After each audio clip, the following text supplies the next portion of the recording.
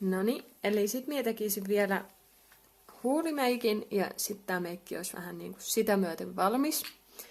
Ja tähän huulimeikkiin minä käytän 2 lippensiliä. Tässä on toi meidän Berry, on toi tummempi, ja Allure on toi vaaleampi.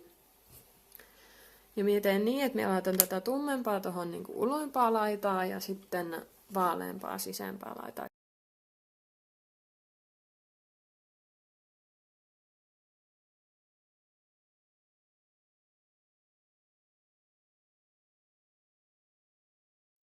Eli nyt minä olen saanut noin tummemmat tonne ulkolaitaan ja sitten minä vähän täytän vielä tota huulta tällä.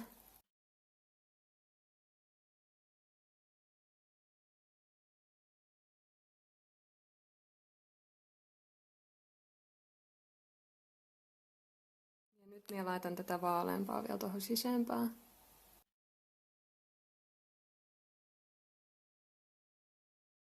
Kun minä olen pohjustanut ne huulet hyvin noilla lippensileillä, niin minä laitan siihen tämän meidän pomegranate huulipunan koko huulelle ihan tälleen tästä puikosta.